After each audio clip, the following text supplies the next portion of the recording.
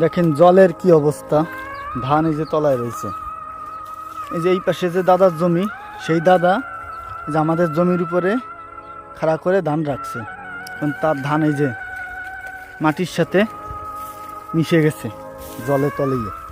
দেখছেন এই যে কতখানি জল, দেখেন আর ধান সব সব এই যে জলের নিচে। এরকম অনেক জমিতে এই অবস্থা হচ্ছে, একেবারে সব গড়াই গেছে। দেখেন ওই পাশ দিয়ে যে একটু খাড়া আছে, কিন্তু এই পাশ দিয়ে সব গড়ে গেছে। কি একটা অবস্থা রে ভাই। ধান যদি না কাটা যায় তাহলে আমাদের গ্রামের মানুষ মানে সারা বছর তো এই ধানের উপর নির্ভর করে গ্রামের মানুষ। এখন এই ধান যদি ঘরে না তুলতে পারে তো এর থেকে কষ্ট এই গ্রামের মানুষের আর হবে না। মানে এতটা কষ্ট পাবে এরা। আমরা তো এই যে এই জমিখানের ধান কেটে ফেলছি, যে ধান হয়েছে তাতে আমাদের সারা বছর চলে যাবে, কিন্তু আমার একার নিয়ে তো আর হবে না।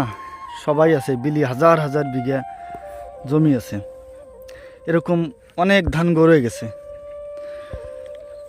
আর আমাদের বাংলাদেশে অনেক জায়গায় ধান নষ্ট হয়ে গেছে জমিতে, মানে জল উঠে জমি তলায় যে ওই চরাঞ্চল এগুলো, সেখানের অবস্থা কতটা ভয়ানক তাহলে ভাবেন।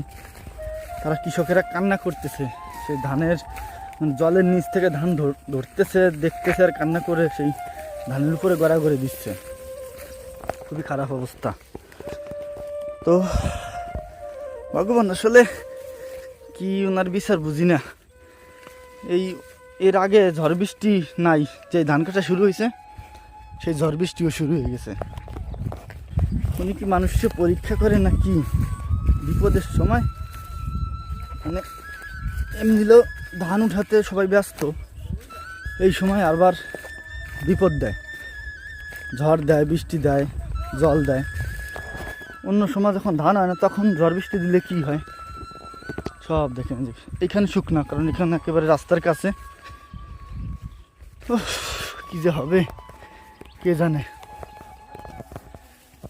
তো আমাদের আর 1 বিঘা আছে, ঠাকুরের আশীর্বাদ থাকলে সেটাও কাটা হয়ে যাবে। বৃষ্টি হচ্ছে প্রতিদিন, রাত্রে বৃষ্টি হচ্ছে, কবে যে বৃষ্টি কমবে ভগবান জানে। রাস্তার দিক তাকালেই দেখতে পাচ্ছেন একেবারে পরিষ্কার। এখন বৃষ্টি হয়েছে সারা রাত না, মানে অনেক বৃষ্টি হয়েছে। যে সব কিছু একটু পরিষ্কার বৃষ্টি হলেই চারপাশটা একেবারে ফ্রেশ লাগে। সবাই ধান কাটতেছে, সবাই ধান কাটা নিয়ে ব্যস্ত। কারো কিষান এসেছে, কারো কিষান আসে নাই। কিষানের দামও অনেক, দেখুন কিষানরা আসতেছে না। দেখুন এই একজন ধান কাটতেছে। আবিটু আয়, ওই যে বাবা।